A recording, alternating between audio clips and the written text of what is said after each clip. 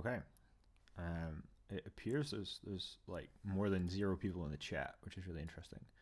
I'm trying to squeeze in a chat window into my single monitor, but it is a bit hard with OBS and slides and a camera feed.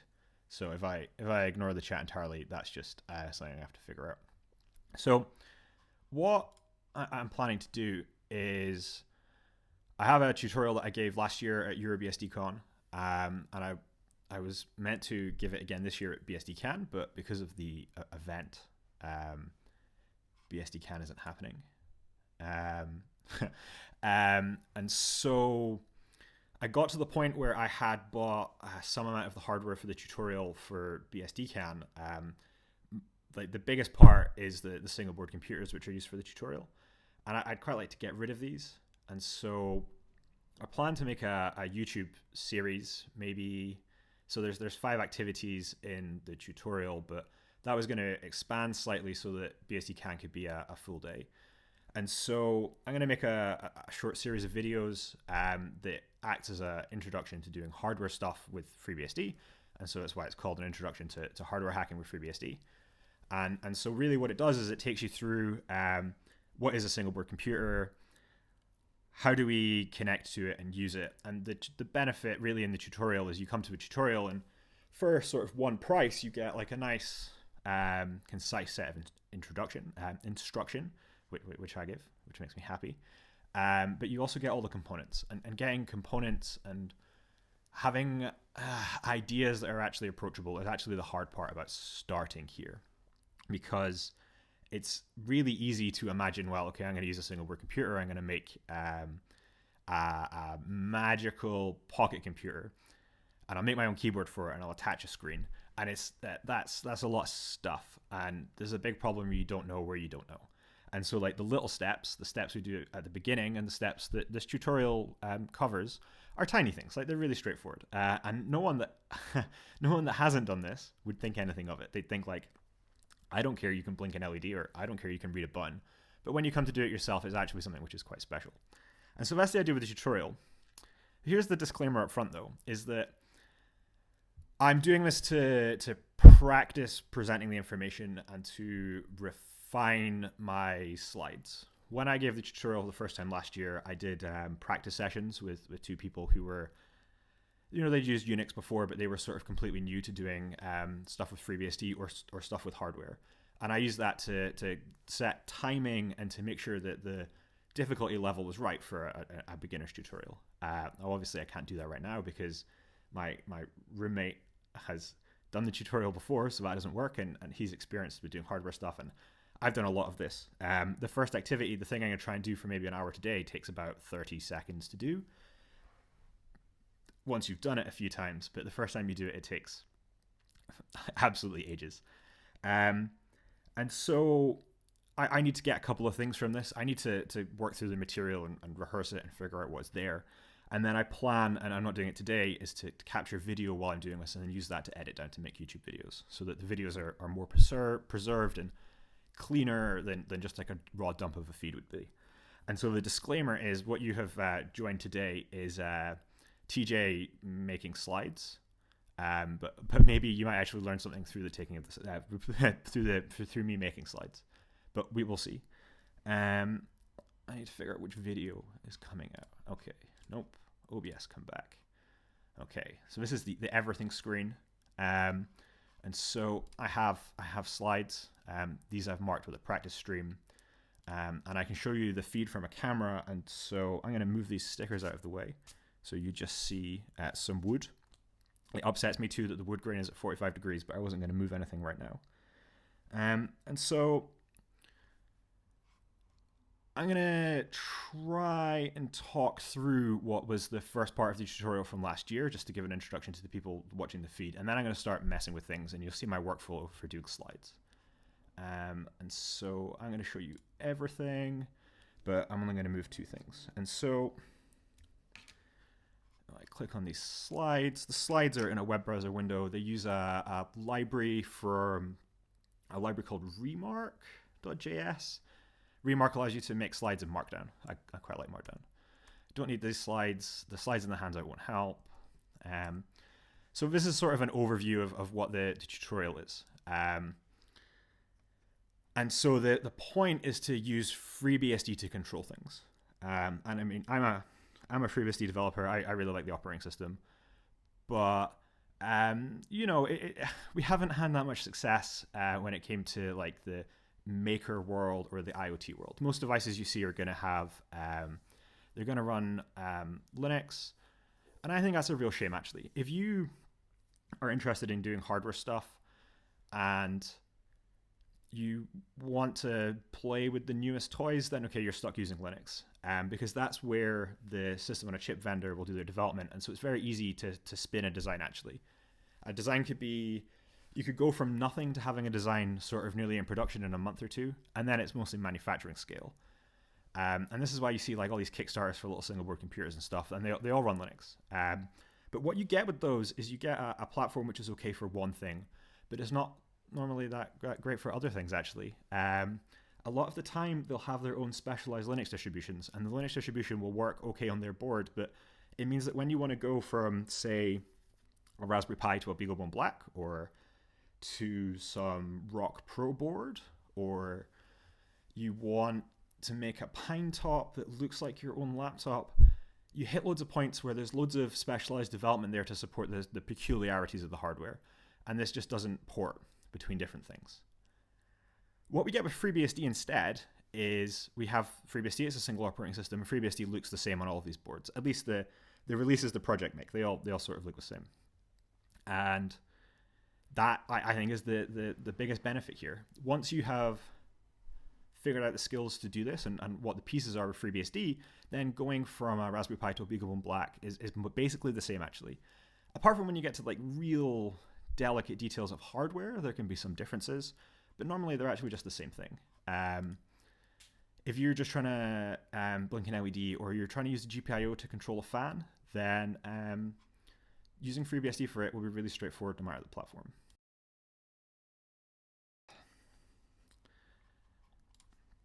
And so the tutorial here is meant to be hands-on. Though hands-on doesn't work because you don't get to touch any of this stuff. And I like to help people not have to learn the difficult lessons I went through. I mean, a lot of learning is going through the difficult part, but the thing where you're sat there for 8 hours and you're like, oh yeah, okay, I didn't turn it on. I'd like people to avoid that. And so I try and emphasize self-sufficiency, and I do that by trying to emphasize how I knew where things were. Because there's just like a couple of magic words that if you can pick them up early on, they'll actually really help you when you try and go from one board to another, or when you try and do something new that is just not documented anywhere. This is the list of the stuff for the tutorial last year, and this is not the stuff I was planning to use this year. One of them, and I'll drop it into the camera, is NanoPi Neo LTS from FriendlyArm. And there is stuff to support it. So there's a pre-prepared microSD card, microUSB cable, USB serial cable, breadboard, wires, buttons, LEDs, resistors, and some sensors. This year I was planning to use a one-wire temperature sensor instead of maybe the DAC or the ADC. I wasn't quite sure. I mean, things got messy now. And so it's also actually quite hard now for me to develop the tutorial in the way I would, because postage times are much higher than they normally are, and so getting hold of things at the right price are difficult. So if this session is accepted for EuroBSDCon again, and EuroBSDCon happens, there will definitely be differences and changes here, because I also want to mix it up. I have a new bent actually for a later tutorial, which is maybe more like building home automation stuff, but I've got to do all the thinking and get through it first. Here's a nice picture of some components. Everything is, of course, on a lovely wood grain. And so what's on the camera right now, and I've flipped it over, is the NanoPi Neo LTS. It's a single board computer from FriendlyArm. They also call themselves Friendly Elec. I don't know why. FriendlyArm they really live up to their name. I love them as a company. They make great hardware. As a disclaimer, they've given me stuff before to do development with, and they sent me free boards last year because they're quite nice. And so this is the board I chose. I chose it for the tutorial because it is the cheapest single board computer with FreeBSD support that the FreeBSD ARM developers want to support. And so there's a big important part there is the developers want to support it. The reality is the Raspberry Pi is not well supported in FreeBSD, and the support it has is sort of incidental. It's because people have pushed to get stuff through. But it doesn't see a lot of cutting edge development, and it doesn't see a lot of it doesn't get a lot of developer interest. And so when things break, they break for a while and they don't necessarily get attention. Now you can fix that totally. You can come along and you can come and do all the work, but no one ever has. No one really has showed up to do it. That is opposed to this board, which is it's based on an all-winner H3 system on a chip. It has a nice set of components. The all-winner stuff is well documented. It's not crazy. It doesn't change all the time. And so it's actually a relatively painless thing to support. And that keeps people happy, right? You don't like things changing underneath you. And so that is why I chose this, because really I was told that it would be the best thing to keep going ahead. And it's a great little board. It's absolutely tiny. I have nothing I can use to give you scale for it. Here is it next to a micro four thirds lens cap, which doesn't help because it's not the size of a normal lens cap. You think I'd have a coin, but I don't. I mean, I could put it next to an LED, but if you don't know how big an LED is, let's put it next to an LED. Then it won't help you. There it's next to a through-hole LED. And it didn't help at all. It's 40 mil square, and then it overruns a bit for the Ethernet, and it has a great set of stuff on it. And so it has an all-winner H3 system on a chip. It has these specifications, so it runs at 1.3-ish gigahertz, quad core. It's got Mali graphics, which I don't think we support. It's got a built-in gigabit MAC and a 10100 PHY, and so the Ethernet on this is 10100. It's available with 256 megabytes or 512 megabytes of RAM. I have one. It's in a stupid case. The only physical difference is the sticker says something else, and it has more RAM. And it basically, the RAM chip on the bottom here is just larger, and so that's the actual difference in the hardware there. And it has an absolute ton of I/O exposed. And so the single board computers we're looking at and why they're good for hardware. I don't have a 50p. I don't have any cache. The single board computers and why they're interesting and why they're good for hardware is that they expose a lot of I/O. If you've ever dealt with like a PC Engine's APU board, then it'll have some like pin headers sticking out, so little bits of metal that you might catch your finger on, and they might be labeled GPIO. They are on the APU too. The GPIO means general purpose input output, and I think I'm covering a later slide. This is why we're practicing. But what it means is that it has a lot of interesting devices that are exposed through bits of metal, and we can plug bits of metal together and we can make them do something. And that is the whole point of what we're doing here.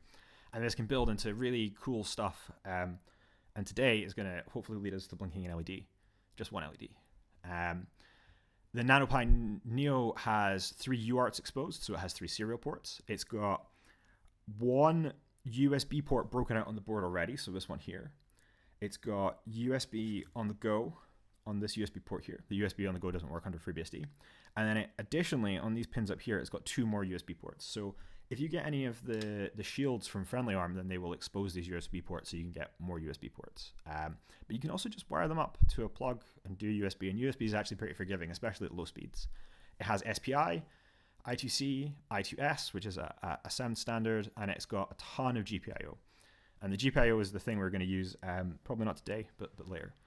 And it's called an LTS board, and the LTS guarantee doesn't seem to mean anything. But it's been supported now for, I think this is 3rd year, so that's quite good. It's better than a lot of the Odroid-based stuff that came out in the past. It's a big shout out to FriendlyARM. I don't think I'd put this into a YouTube video. I'm not sure, actually, because they're really nice people.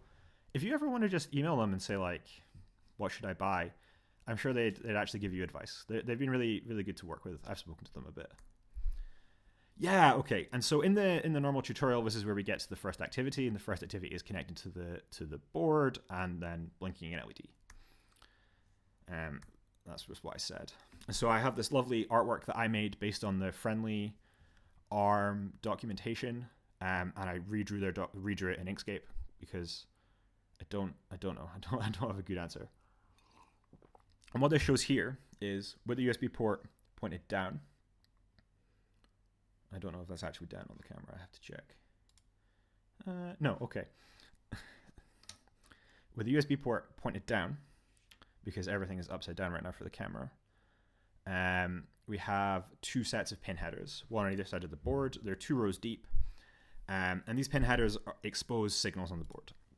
And so that's what's on this slide beneath the board, is the signal with some color coding and then what the actual signal is. And so if you look at the top left, there is 5 volts, and you need 5 volts for USB. And then there's the USB plus and minus, and USB's got a differential pair. And so the plus and minus are there. You could connect wires, make a little USB plug, and you'd be set. In green are all of the GPIOs, and so these I think they all appear as GPIOs by default. They might be taken by devices if there's device support. The teal color below PA17 is the I2S, which is it's a digital serial sound standard for moving sound around inside stuff. There are ground pins, and for anything we want to power, we need to have a positive voltage and a ground, and so we get these, and they're scattered all over the place. I think none of the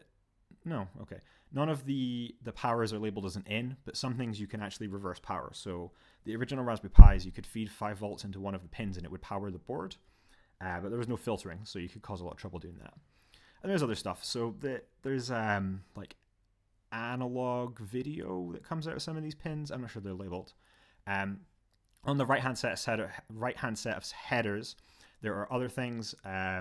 So there's the I2C, the UART, the SPI, and they're all sort of mixed together, but they're also pins in green, which means they're GPIOs.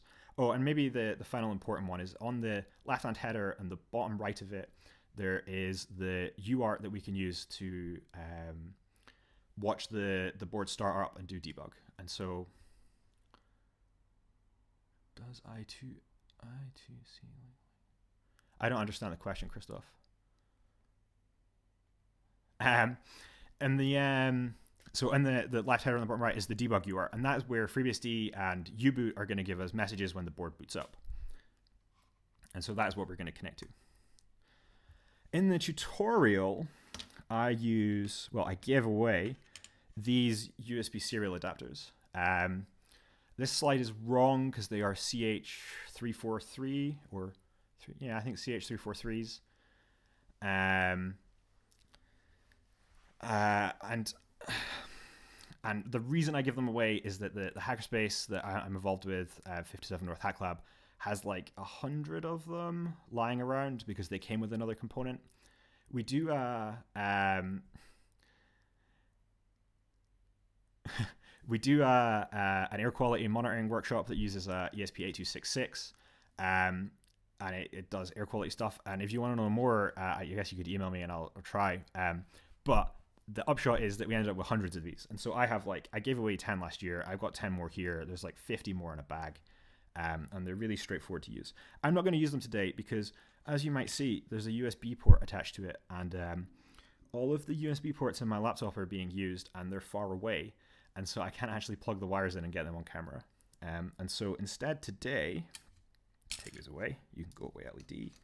Today I'm going to use this Ftdi USB serial adapter. It's the same sort of thing, but it is made by a different vendor. FTDI are probably, they might not have been one of the first companies, but they're definitely one of the oldest companies that make USB serial stuff. And they make great USB serial stuff. And apart from a couple of scandals, they're quite clean. It's rare to get fake ones. This one is very cheap on eBay, and it seems to be real. It's an FTDI 232RL. The magic numbers don't really mean anything to neither me or you, but you can go find a datasheet and look at it. And what it does is it gives us one serial port. And so the headers here, they'll give us one serial port. Christoph's asked if I2C looks like I2S. I don't think it does. I2C is a multi-master bus protocol, and I think I2S is just like a digital sound modulation scheme. What you will find in a lot of equipment is your system on a chip will have I2S from an internal audio engine, and then it will get fed into a DAC, and that'll be where the actual waveform comes from. A DAC is a digital analog converter, so it takes in the digital signal and then it outputs. analog audio. This should be pretty easy to look at, and it's actually something we can look at in the future if we want to. I need to figure out how to get my second camera going, but I have a second camera here. I actually have trouble getting Ethernet into my MacBook. If I can get that going, then I'll be able to use an oscilloscope that has been borrowed from work to keep me entertained during the lockdown, and we can look at what digital waveforms look like. Now, this is a bit further away from FreeBSD, but it's still actually an interesting thing to consider. And it's not something I was able to do in the tutorial last year. And so there's like a messy serial diagram I drew using matplotlib, which I'd quite like to replace with better diagrams. So yeah, and this picture is saying the components for this, which are the single board computer and some bits of wire. And so they're the components we're going to use. Yeah, and so here's my messy diagram. And there's a to-do on it, and that to-do made it in the tutorial last year as well. Okay, so what we need to do is plug the wires together, connect the USB serial into a laptop. I actually have a FreeBSD laptop here because I found there's a bug in OS X and USB serial, and so I have so many computers to do this. And then we'll connect to the board and we'll watch it start up. And I'll answer Debrup's question first. The oscilloscope I have can do control over Ethernet, but I have never used it to do it. It will dump files as CSV data, so it is something I could plot. The scope I have, so I borrowed the fanciest one we have set up, actually has a VGA module on it as well. And so what I could do with the VGA module is actually get VGA capture and then just feed that into the stream too. Christoph says he has a picoscope. I don't know what. Oh, yeah. I also actually have. So for the tutorial, I was going to add this year looking at cheap logic analyzers and cheap oscilloscopes. And so I actually have a really cheap oscilloscope that I got. And I have a really cheap kit oscilloscope that it only does like 100 kilohertz, but it's actually fine for anything we do here.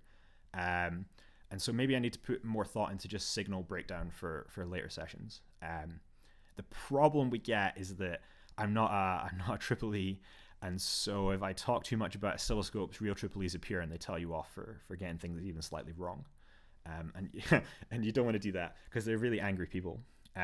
Okay, so what we're going to do is we're going to connect the ground, receive and transmit, to the ground, transmit and receive, and I flip those around deliberately, on the USB serial to the NanoPi Neo. The NanoPi Neo, which is the right way up because the camera's flipped. I have a pencil. So NanoPi Neo, and I will go back in the slides because then it'll be easier to see this diagram. So the NanoPi Neo on these 4 pins here, so the inside ones here, they go ground 5 volts. I have to look. Transmit, receive.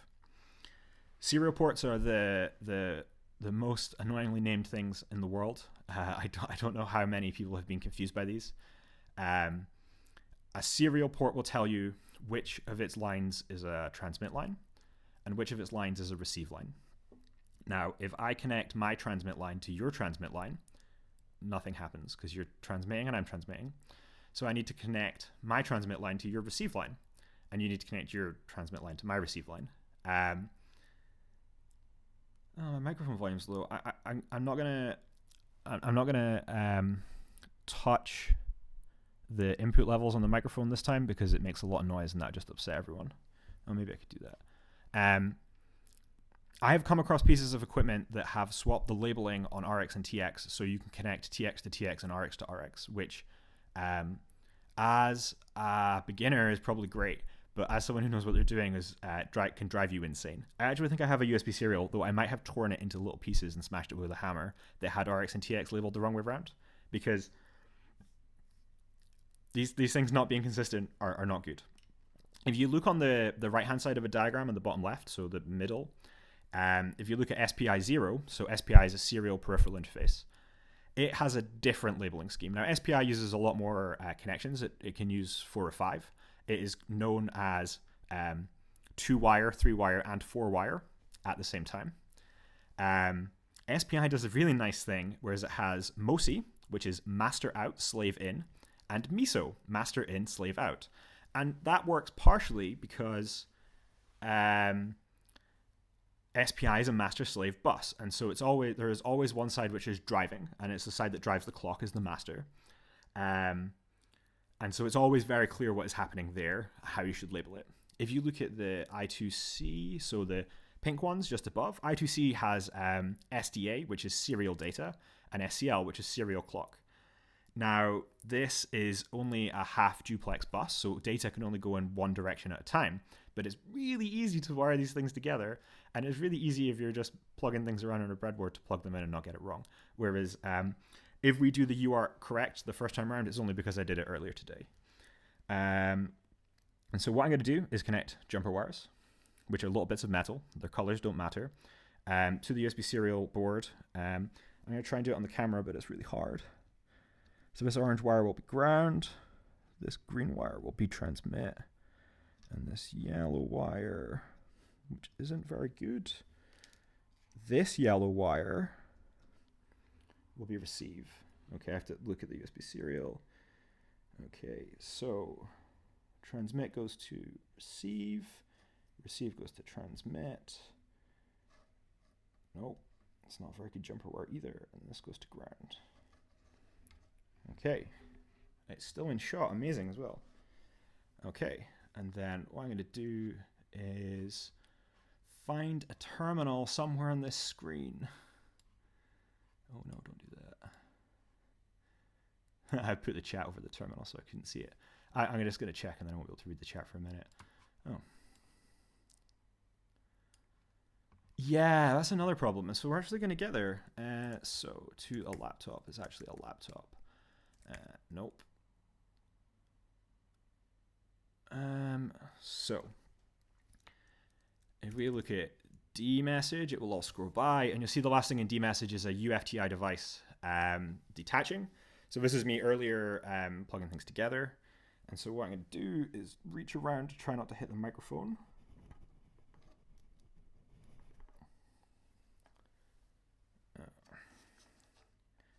You see the wires are pulling away. Yeah, that doesn't look great, but it's fine. You'll see a red LED has come on. That means there's power. If you could see it, you'd see, oh no. And if I do dmessage again, eventually we'll see that we now have a device there. FreeBSD brings USB serial devices in with a capital U, so /dev/gty capital U, and then a star.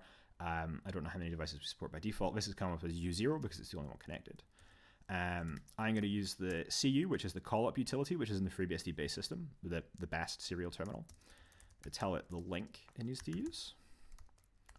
And then speed. And so the speed is what Christoph is moaning about in the chat. And so buses like SPI and I2C, but I2C has a fixed set of clock rates. They have a clock line. And the clock line is used to say when there is a valid bit on the bus.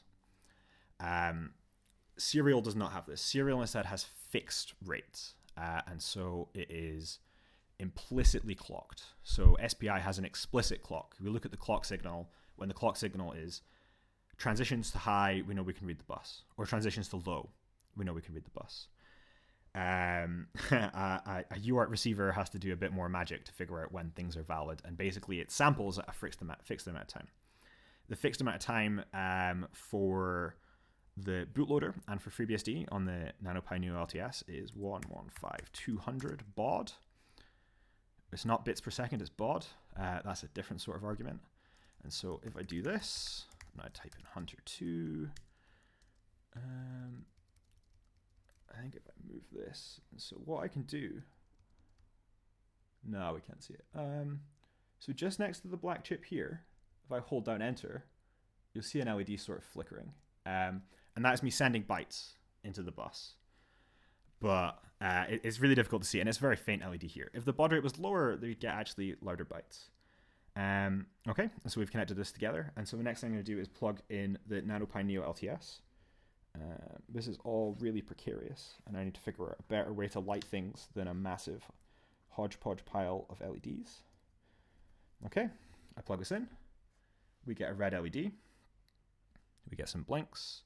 And if we look at my console, we see right now as we're going through U-boot, and then we hit the FreeBSD loader. It's going to wait 10 seconds, but I'm going to hit enter. Hitting enter shows actually that my transmit line works, which it wasn't earlier. And we get a D message come through. Christoph's like, yeah, it works. Yeah, I feel the same because it didn't work yesterday at all.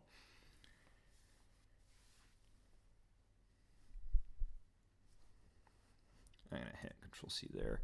We spend a lot of time waiting in our boot process when we don't have internet access. Christoph says it's obvious you've practiced this. Well, I taught a tutorial on it a year ago and I was following the tutorial. But yeah, I did it earlier today and it didn't work the first, second, or fifth time. The advice I give definitely to students is if this doesn't work the first time, flip around RX and TX, because even after years of doing this, it's still very easy to get wrong, especially when you have like giant hands like I do, which are like 800 times the size of what you're doing and you're dealing with a tiny little wire. It's really difficult. Okay, so I think the default credentials on a FreeBSD image are root. It's probably on the internet somewhere, but I set them to root anyway. This says root at NanoPi because I have done some config. I wonder what the config I've done is. Yeah, and so this is set up to do Wi-Fi. I was using this SD card and the 512, one of these, this one, to try and do some... I was using it to write an open OCD driver to do serial wire debug with FreeBSD, which I gave up on because it didn't work. And so this has been used for more. For the tutorial, I prepared an SD card image so every board would have the same software on it. I actually don't think there was any software installed. I think everything was just shell scripts written in SH. It's hard to remember a year ago because it feels like 800 years ago. And so this is as close to sort of a vanilla FreeBSD system as you would expect. This has a CLI history for WPA CLI, and it's got a shell script which blinks an LED. Okay, where do we get on the board? We connect, we do this, big D message.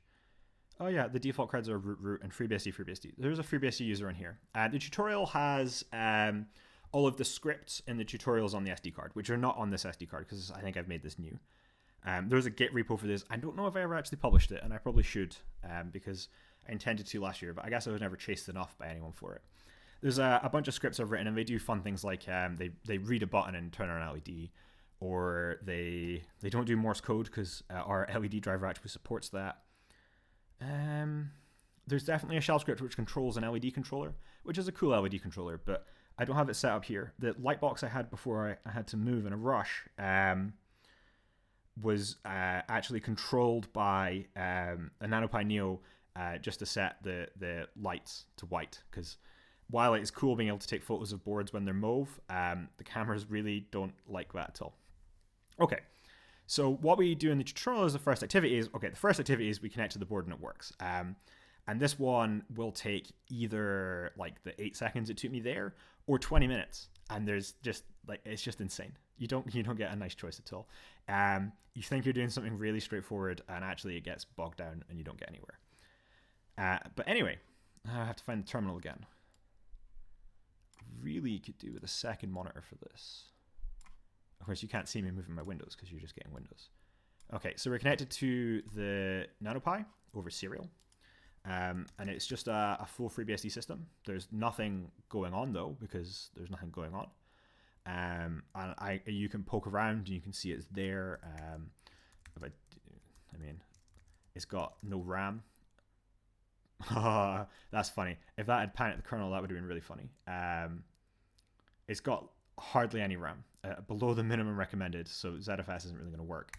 But anything you can think of, you can actually do with this. If the USB on the go worked, I do carry around a BeagleBone Black, a Pocket Beagle. Because the USB on the go works, I can plug it in and get serial over the USB.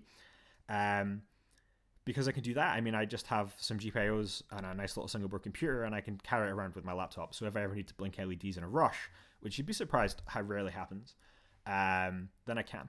And so these are really nice things, and they're really small, and they're fun to fiddle with. And it's a full FreeBSD system. Obviously, it's got 250 meg of RAM, so it's not going to do a lot, and it's like a small It comes up at like 700 megahertz. It needs a lot of cooling if you want to run it at 1.3 gigahertz, but it's a nice little board. These things are cheap. They're like $10, and so they're a great sort of disposable thing you could just leave in a lamp or a controller in your house. Okay, what we're going to do is we are going to blink the LED which is on the single board computer. And so while there are a ton of GPIO, I'm not going to try and use any of those today. What I'm going to do instead is use the LED. So if we see next to the red LED here, there is a green LED. And so I'm going to turn the green LED on. And to do that in FreeBSD, we have a great command line tool called GPIO control. Linux in the last sort of year added a better subsystem for GPIO, and I don't know anything about it. I just know they did it. So before, to do GPIO on Linux, you have to use like a /sys controller and make devices by echoing magic to some file. And it's really difficult to list things and figure out where they are.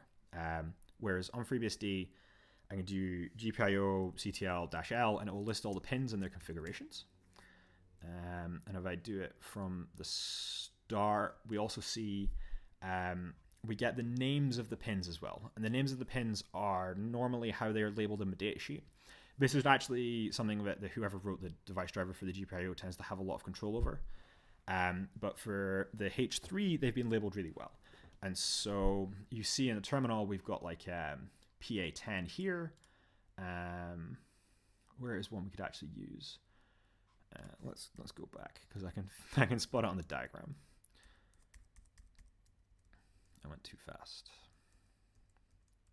Yeah, so on the diagram, UART1 connects to PG6, PG7, and PA6. PA6 doesn't have any other use, and so if we wanted to connect something up, we could actually connect some bits of metal to PA6, and we could do GPIO CTL -L and then grep for PA6, and we found out PA6 is actually connected to pin 6, which is really convenient. Another pin which is free is PG11, and PG11 is connected to pin 91. I did that to show that these are not like a straight linear relationship. The pin we want to use actually is PA10. PA10 is pin 10 on GPIO 0. There are several GPIOs.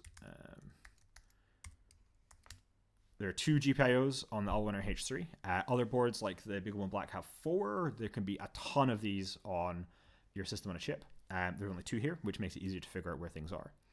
And so we want to use pin 10 because it's in the listing on GPIO 0. GPIO CTL tells us right now it's configured as an output and that the value is 0. And so if we GPIO CTL, so if we change /dev/GPIO C0, we go pin 10 and we say 1, and it says no such file directory because you have to get the letters in the right order. That is the hard part of typing. And if we do that, and now if you look on the single board computer, right next to the micro USB, you'll see a little green LED has come on, and it's not quite as bright as the red LED.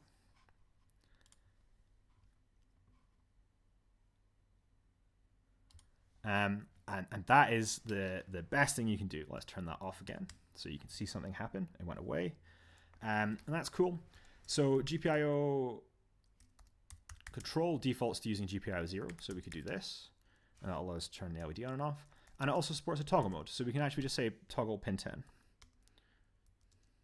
And so that's really easy, right? If we drop into a real shell rather than the awful default root shell, we could do something like for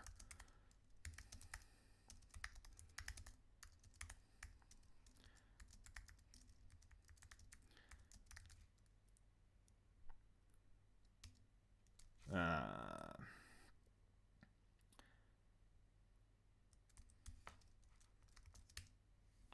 then we can blink the LED 10 times, well, 5 times on and off, with a second pause between them.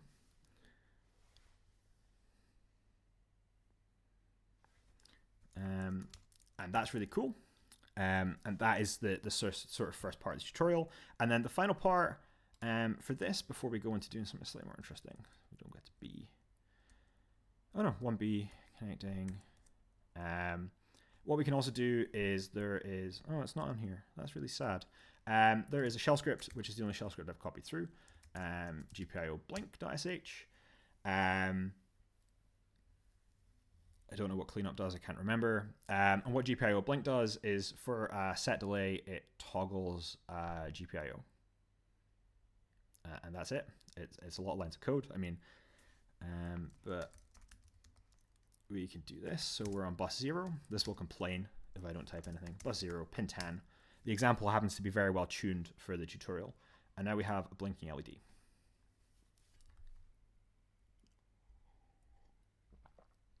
I don't know why anyone would use TCSH.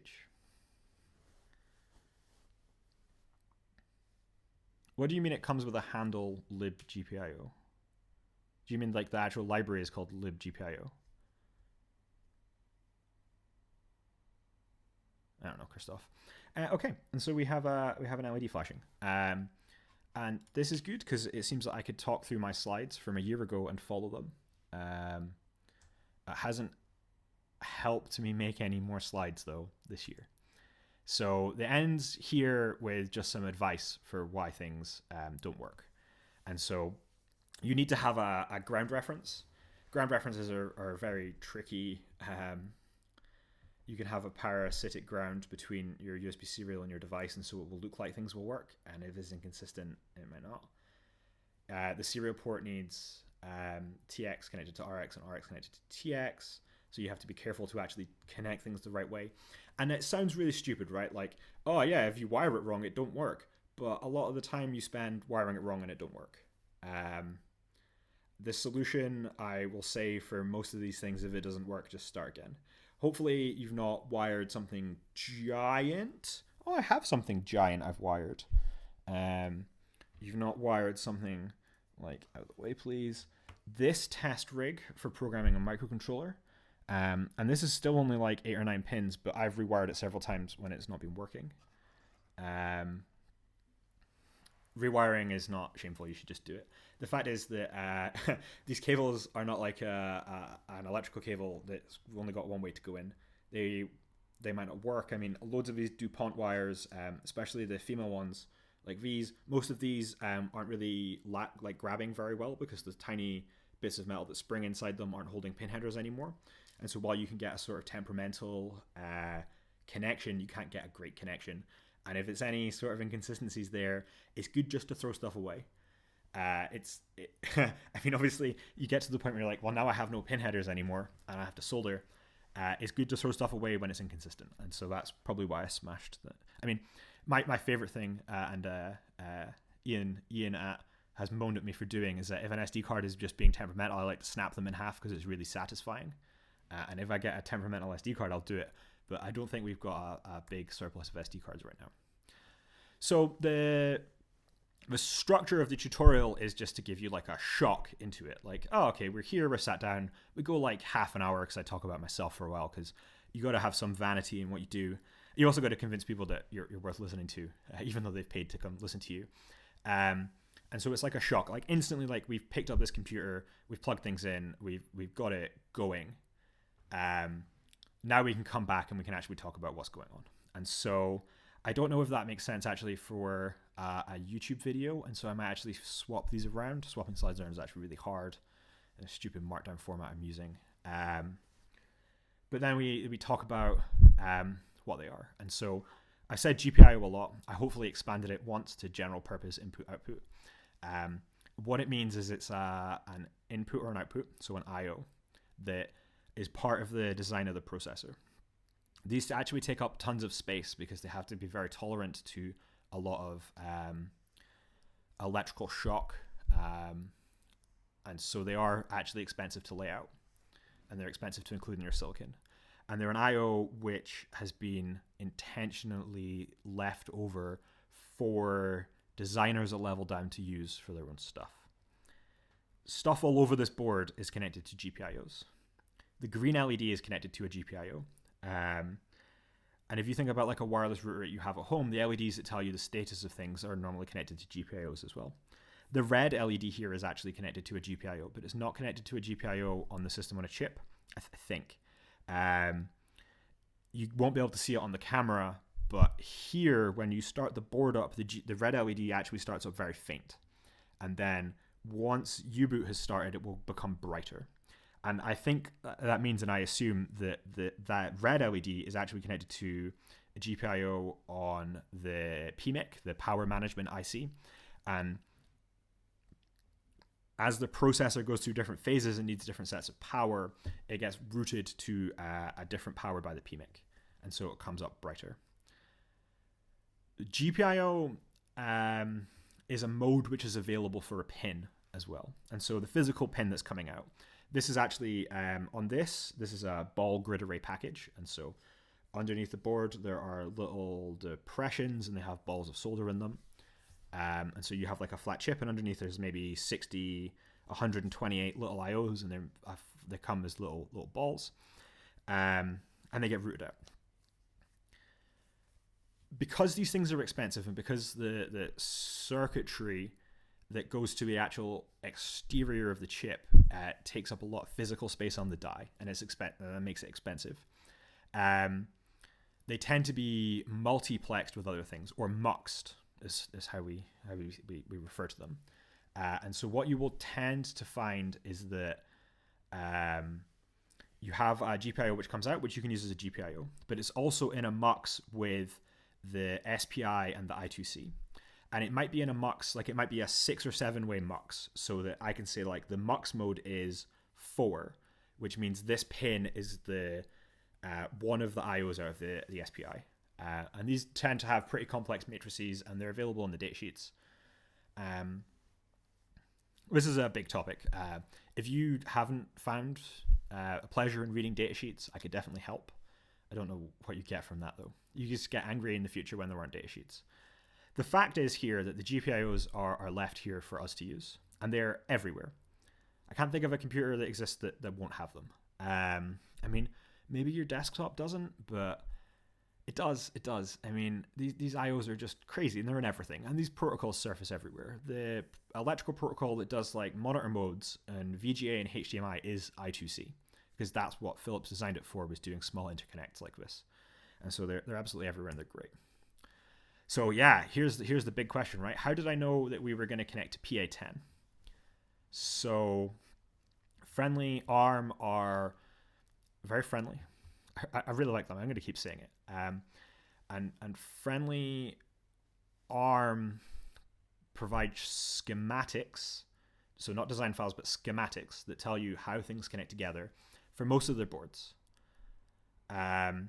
And so the schematic for the NanoPi Neo LTS, which I dug into, is labeled number 12, is below CPU 0.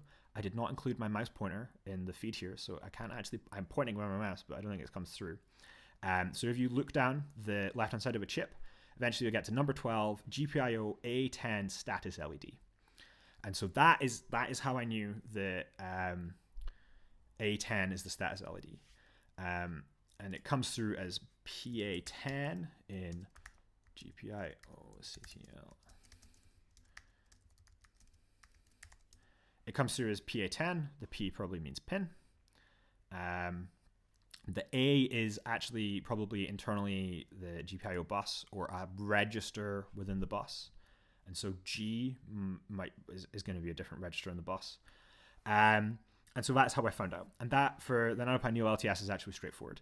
It doesn't actually help us a lot. I mean, we can actually see all of the routing, so we can figure out where everything goes. But this isn't the best thing to read.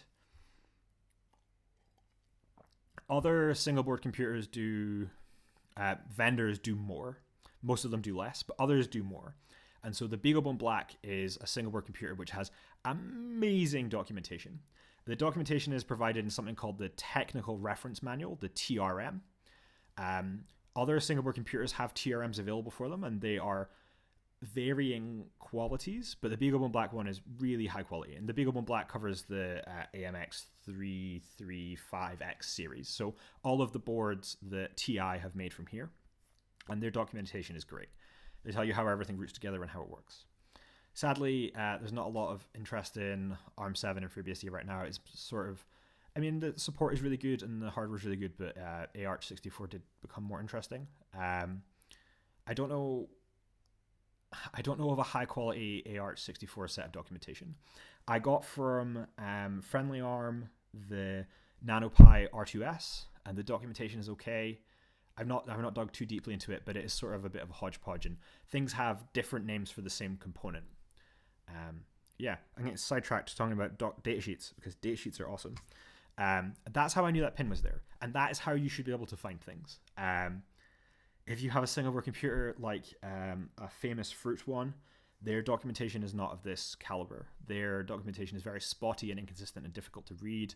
The Broadcom 2835 datasheets are horrible. They could do a lot better, but the fact is that they pay developers, and so their developers probably have better documentation, and they're not very friendly on the outside. Typically, if the documentation is not great, the FreeBSD support is not going to be great, unless the FreeBSD support has come from internal documentation. There's one big exception there, and it's probably IMX5, which has excellent FreeBSD support and pretty good documentation, I hear, but that's because someone paid for it, and that's how you get hardware support. So I'm going to press the right arrow.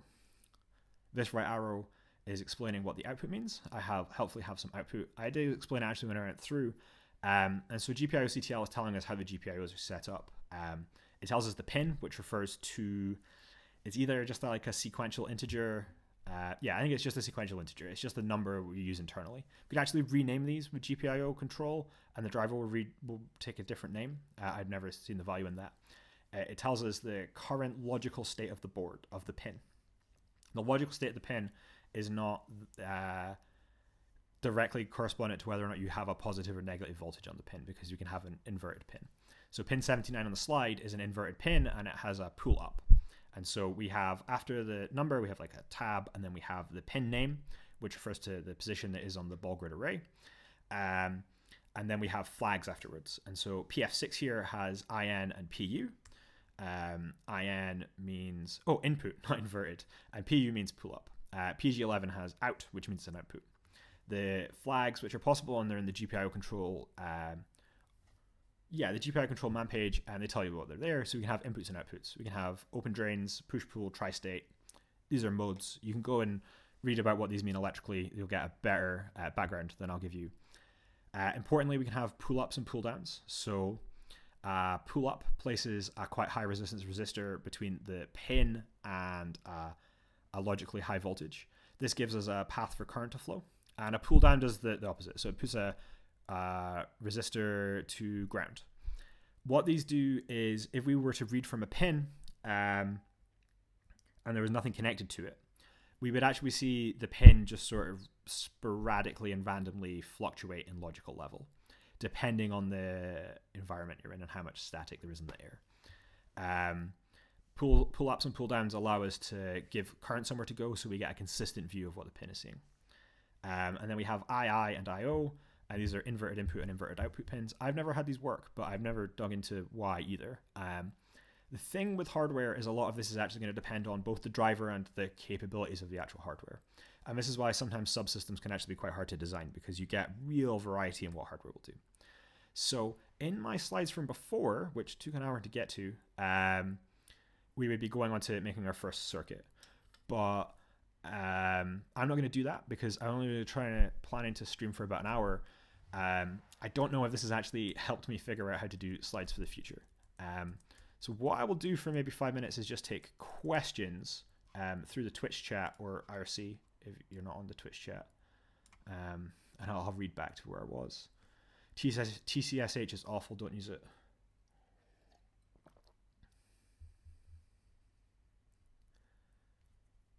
No, Christoph, you can have digital ground problems too. I've had digital ground problems. Oh, I hadn't thought of that. So the way, okay, and this is a thing actually that Jan asked me to talk about. The way I'm getting video from the the way I'm getting video from the camera, where I can put my hand under, is I am using Gphoto 2 to capture the display feed, so the display on the back of the camera is being captured into gphoto 2. I'm then rendering that into ffplay, so ffmpeg is rendering this video, and then I have a window capture that OBS is importing. So this is not the smoothest way to do this. The second camera I have, I can't do that with because the USB doesn't work very well because Nikon make crap cameras. And so the second one I'm going to do HDMI out into Ethernet transcoder and then pull it in over the network. But I need Ethernet to do that. And that'll give me two angles for looking at the hardware. It's funny to think, I don't actually know what the frame rate we get from, I could look, I'm not going to. I don't think the frame rate is great actually, but yeah.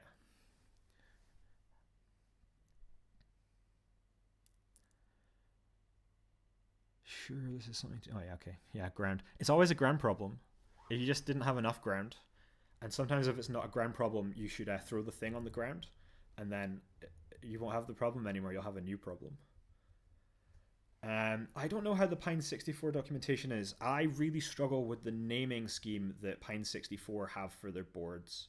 It's very difficult to figure out what the hell anything actually is, because they have very similar names for things which use completely different system on a chip.